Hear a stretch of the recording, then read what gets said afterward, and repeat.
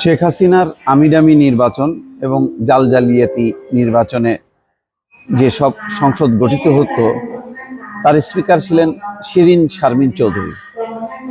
সাংবিধানিকভাবে এটা অবশ্যই একটা পদ। আমি যতই শেখ হাসিনার শাসন আমলকে মন্দ বলি না কেন, নির্বাচনকে জালজালিয়াতি হিসেবে আখ্যায়িত করি না কেন, তিনি স্পিকার।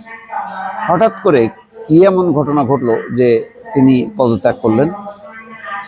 অন্তর্বর্তী সরকারকে বেকায়দে ফেলতে, গণঅভ্যুত্থানের মধ্য দিয়ে যে নতুন রাজনৈতিক পরিবর্তন ঘটলো সেটাকে প্রশ্নবিদ্ধ করতে, বিপদে ফেলতে, কোন ইঙ্গিতে তিনি পদত্যাগ করলেন? তিনি তো জানেন যে পরবর্তী যে সংসদ গঠিত হবে সেই সংসদের যেই নির্বাচিত যেই জনপ্রতিনিধি বা এমপি তাদেরকে শপথ পড়াতে হবে তাকে। কি এমন ঘটনা ঘটলো যে তাকে পদত্যাগ করতে হলো? তিনি কি স্বেচ্ছায়, মানে অনুশোচনা, আত্মগ্লানিতে ভুগছিলেন, সেই কারণেই কি পদত্যাগ করলেন?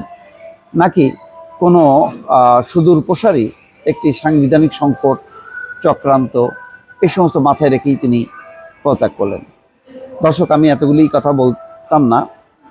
শিরিন শারমিন চৌধুরী অ্যাজ তার ফিজিক্যাল অ্যাপিয়ারেন্স, তার মানে অ্যাটলিস্ট একটা শিষ্টাচার তিনি বজায় রাখতেন, যার জন্য তার প্রতি আমার কিছুটা নমনীয় মনোভাব আছে।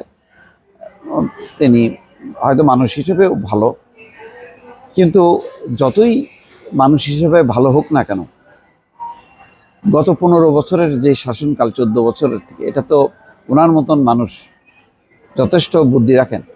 এই ধরনের একটা জালিয়াতির সংসদ নির্বাচন, সেইগুলিতে আবার তিনি স্পিকার হতেন কিভাবে? যদি ন্যূনতম বিবেচনা থাকতো তাহলে তো তিনি নির্বাচনই করতেন না এবং স্পিকারের পদ গ্রহণ করার তো প্রশ্নই উঠত না। করেননি।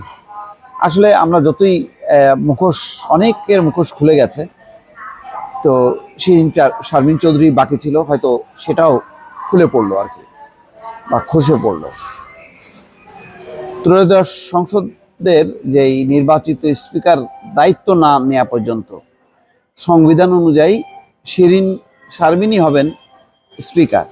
তিনি পদত্যাগ করুন আর না করুন, তিনি পদত্যাগ করলেও তাকে ওই দায়িত্ব পালন করতে হবে, পদত্যাগ না করলেও দায়িত্ব পালন করতে হবে। সম্ভবত সংবিধানের 74 অনুচ্ছেদে স্পিকার, ডেপুটি স্পিকারের পদ কিভাবে শূন্য হবে সেই বিধান বলা আছে।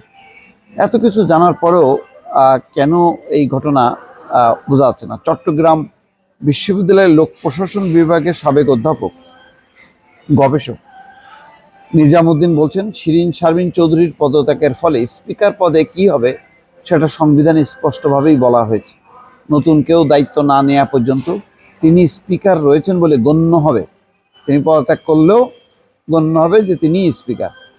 নিজামুদ্দিন বলেন, নতুন নির্বাচন ছাড়া স্পিকার নির্বাচনের সুযোগ সংবিধানে নেই। সংবিধান বাতিল হলে সেটা ভিন্ন কথা।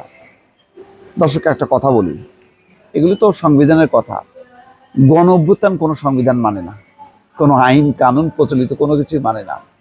ফলে গণ অভ্যুত্থানের মধ্য দিয়ে যে সরকারই থাকুক না কেন, যারাই ক্ষমতা দখল করুক না কেন, তারা বৈধ। তারপরে তাদেরকে বেকায়দে ফেলতে যে যত রকম সাংবিধানিক সংকটই তৈরি করুক না কেন, কোনো লাভ নেই। গণ অভ্যুত্থানের মধ্য দিয়ে যারা ক্ষমতায় আসবে, তারা যেভাবে চাইবে সেভাবেই সংসদ হোক অথবা বিচার বিভাগ হোক, সবকিছু তারা সাজাতে পারবে। এটা একটা, আমি জানি না, এটা হয়তো অলিখিত একটা ম্যান্ডেট আছে। ফলে নানা রকম টালবাহানা, ছলচাতুরি করে আসলে লাভ হবে না এবং লাভ হয় না। এত বড় গণ অভ্যুত্থান ওই ব্যক্তি বিশেষের চক্রান্ত, ষড়যন্ত্র অথবা সাংবিধানিক কোনো শূন্যতা, সংকট তৈরি করে তাকে ফেলে দেবে, বেকায়দে ফেলবে, বলবে বিশ্বের কাছে যে এটা একটা অবৈধ সরকার, এটা বলার সুযোগ সম্ভবত নেই। সারা বিশ্ব স্বীকৃতি দিয়েছে এবং একটা প্রশ্ন উত্থাপন করেনি যে নির্বাচিত সরকারকে ফেলে দিয়ে কারা ক্ষমতায় আসলো। এমন একটা বাক্য বিশ্বের কোনো দেশ করেনি।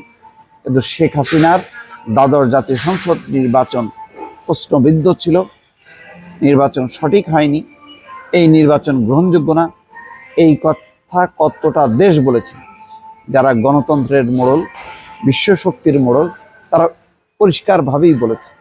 অথচ ইউনূস সরকার নির্বাচিত সরকার না, কিন্তু কেউ বিরোধিতা দূরে থাকুক, সবাই এগিয়ে আসছে যে ইউনূস সরকারের কি দরকার, কিভাবে তারা সহযোগিতা করতে পারে। এটাই হচ্ছে পার্থক্য। ভালো থাকবেন। আল্লাহ হাফেজ।